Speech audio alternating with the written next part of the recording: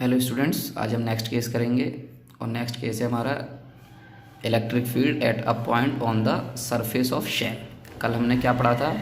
कल हमने पढ़ा था जो शेल है उस शेल की सरफेस के बाहर किसी पॉइंट पर इलेक्ट्रिक फील्ड फाइंड किया था। आज हम इस शेल की सरफेस पर किसी पॉइंट पर फाइंड करेंगे। तो ये हमारे पास एक स्फेरिकल शेल है, इसकी सरफेस पर क्यू चार्ज यूनिफॉर्मली डिस्ट्रीब्यूटेड है। हमें इस सरफेस पर कोई पॉइंट पी है जहाँ पर इलेक्ट्रिक फील्ड निकालना है।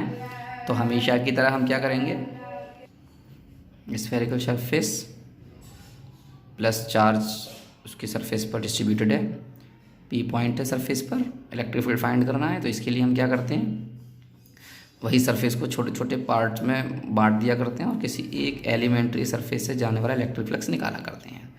तो हमने पहले निकाला the electric flux through small area d phi E same E D A cos theta. ये E A cos theta formula होता है इलेक्ट्रिक फ्लक्स का किसी भी सरफेस से जाने के लिए। एंगल लिया करते हैं हम इलेक्ट्रिक फील्ड और एरिया वेक्टर का, और स्फेरिकल केसेस में दोनों सेम डायरेक्शन में होते हैं। दोनों के बीच का एंगल 0 हो गया, कॉस 0 की वैल्यू 1, तो D phi E equals to E D A आ गया मेरे पास। अब मुझे क्या करना है, टोटल सरफेस से जाने वाला इलेक्ट्रिक फ्लक्स फाइंड करना है। मैंने इसका इंटीग्रेशन कर दिया दोनों side. D phi E becomes phi E, E D A becomes E into A. इस पूरे सरफेस का एरिया 4 पाई आर स्क्वायर, पहली इक्वेशन आ गई। इसके बाद हमने क्या किया, गॉस थ्योरम की हेल्प से, यानी हमने क्या किया, गॉस थ्योरम की हेल्प से। जो गॉस थ्योरम क्या कहती है, total electric flux passing through equals to Q upon epsilon naught. ये गॉस थ्योरम हो गया। तो ये इलेक्ट्रिक फ्लक्स आ गया हमारे पास गॉस थ्योरम की हेल्प से, और इससे पहले वाला इलेक्ट्रिक फ्लक्स आया था फॉर्मूले की हेल्प से। दोनों को हमने क्या कर दिया, इक्वेट कर दिया। इक्वेट करने के बाद ई इंटू 4 पाई स्क्वायर पहली इक्वेशन का, और यहाँ पर फाई ई दूसरी इक्वेशन है क्यू अपॉन एप्सिलॉन नॉट। इसको हम डिवाइड में ले गए, फॉर्मूला आ गया E equals to 1/4 pi epsilon naught q upon r square. ऐसा ही फॉर्मूला लास्ट में भी आया था, बस ये जो आर है ये चेंज आया करता है। किस डिस्टेंस पर निकाल रहे हैं वो आर है, वहाँ पर कैपिटल आर आया था बाहर की तरफ था, यहाँ सरफेस पर।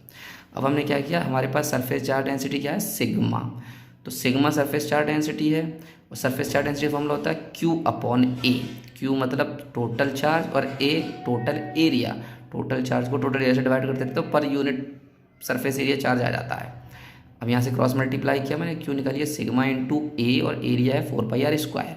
ये जो क्यू की वैल्यू है मेरे पास, इस क्यू की वैल्यू को मैंने इक्वेशन फर्स्ट में रख दिया यहाँ पर। तो E equals to 1/4 pi epsilon naught जैसा था वैसा ही रहा, और क्यू की जगह पर ये sigma into 4 pi r square upon r square. R square से आर स्क्वायर कैंसिल, 4 पाई से 4 पाई, ये आ गया मेरे पास सिग्मा अपॉन एप्सिलॉन नॉट।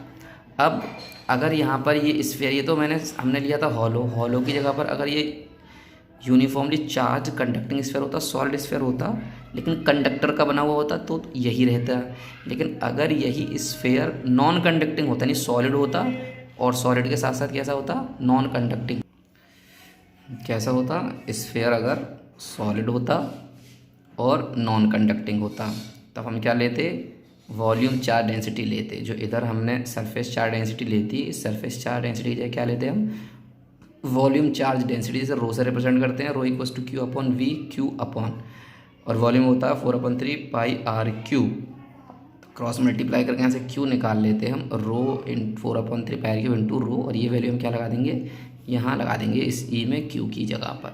तो E equals to 1/4 pi epsilon naught, Q की जगह पर 4/3 pi r cube rho upon r square cancel किया, ये आ गया E equals to r rho upon 3 epsilon not.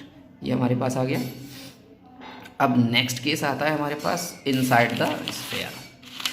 तो अब हमने क्या किया, केस थर्ड हमारे पास at a point inside the shell. अब शेल के अंदर किसी पॉइंट पर इलेक्ट्रिक फील्ड निकालेंगे। तो ये मेरे पास स्फेरिकल शेल, इसके अंदर यहाँ पर कोई पॉइंट लिया, इस पॉइंट पर मुझे इलेक्ट्रिक फील्ड फाइंड करना था। तो मैंने क्या किया, गॉसियन सरफेस बनाते हैं, एक स्फेरिकल गॉसियन सरफेस मैंने ड्रॉ कर दी, जिसकी रेडियस क्या है, कैपिटल आर है। कैपिटल आर स्मॉल आर से छोटा है यहाँ पर, ठीक है।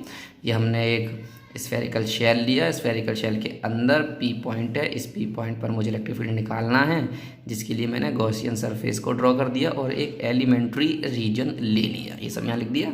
फिर हमने वही किया, electric flux passing through small region d phi E D A cos theta cos 0 1 d phi E D A, फिर टोटल सरफेस से बाहर की तरफ जाने वाला इलेक्ट्रिक फ्लक्स यानी गॉसियन सरफेस से इंटीग्रेशन कर दिया, डी फाई ई रह गया, E D A, E constant होता है, डी ए का ई रह गया, और ए कौन सा है हमारे पास 4πr²। गॉसियन सरफेस ध्यान रखेंगे, रेडियस कौन सी लेंगे, स्मॉल वाली नहीं लेंगे।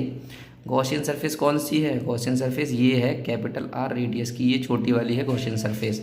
तो इसी का सरफेस एरिया लिया है हमने 4πr²। अब ये फाई ई और ये फाई ई, ये वाला फाई ई और ये गॉस लॉ की हेल्प से phi E equals to q upon epsilon naught, ये दोनों ही जो फाई ई यानी कि ये जो हमारे पास दोनों ही क्या हैं, ये इलेक्ट्रिक फ्लक्स हैं, इन दोनों ही इलेक्ट्रिक फ्लक्स को हमने कंबाइंड कर दिया। लेकिन अब यहाँ पर क्या है, ये जो क्यू है यानी कि ये जो तुम्हारे पास गॉसियन सरफेस दिख रहा है, ये वाला गॉसियन सरफेस, चार्ज इसके बाहर है, क्योंकि ये पूरा हॉलो है तो अंदर कोई चार्ज नहीं होगा, तो इस गॉसियन सरफेस के अंदर कोई चार्ज नहीं है। तो ये क्यू जो है गॉस लॉ में क्या कहता है, Q inside the surface, Q total charge है सरफेस के अंदर। तो यहाँ पर गॉसियन सरफेस के अंदर कोई चार्ज नहीं है हॉलो स्फीयर होने की वजह से, तो क्यू हो गया तुम्हारा 0। तो इसका मतलब फाई ई 0 हो गया, यहाँ पर फाई ई 0 लगाया तो ई की वैल्यू क्या आ गई तुम्हारे पास 0। तो स्फेरिकल शेल के अंदर इलेक्ट्रिक फील्ड 0 हुआ करता है। इसी तरह से अगर स्फीयर तुम्हारे पास कंडक्टिंग सॉलिड है तब भी उसके अंदर 0 होगी, वहाँ पर भी सरफेस के अंदर कोई चार्ज नहीं होता। और अगर इसी को हम कह देते हैं कि हमारे पास ये स्फीयर कैसा हो गया, नॉन कंडक्टिंग और सॉलिड हो जाता है। अगर स्फीयर नॉन कंडक्टिंग है, सॉलिड है, तो चार्ज आएगा मेरे पास। अब इस चार्ज की वैल्यू निकाल लेते हैं हम। तो cross charge q equals to क्या होता है, तो चार्ज क्या आएगा यहाँ पर, charge volume charge rho equals to क्या हो जाएगा यहाँ पर क्यू अपॉन वी। तो जब क्यू निकालूंगा तो rho into we, volume 4/3πr³ हो गया इंटू रो, ठीक है। और इसकी वैल्यू मैंने कहाँ लगा दी, फाई ई निकालने के, तो phi E equals to q की वैल्यू और एप्सिलॉन नॉट की वैल्यू। इक्वेशन फर्स्ट जो थी हमारे पास वो ये थी, इन दोनों को मैंने इक्वल कर दिया। इक्वल करने के बाद ये वाली इक्वेशन ये फाई ई और ये फाई ई यहाँ वाला फाई ई, इन दोनों को बराबर रखा और बराबर रखने पर कैंसिल करके ई की वैल्यू ये आ गई। तो ये इलेक्ट्रिक फील्ड आ गया मेरे पास इनसाइड। तो यहाँ ये ग्राफ आ गया, ये देखो इलेक्ट्रिक फील्ड ई जो है डायरेक्टली प्रोपोर्शनल है आर के। तो इनसाइड इलेक्ट्रिक फील्ड बढ़ रहा है सॉलिड में, तो ये दिखा दिया इनसाइड बढ़ रहा है और ये घट रहा है। और हॉलो स्फीयर के लिए अंदर 0 होता है और बाहर की तरफ जाते हैं तो घटता है।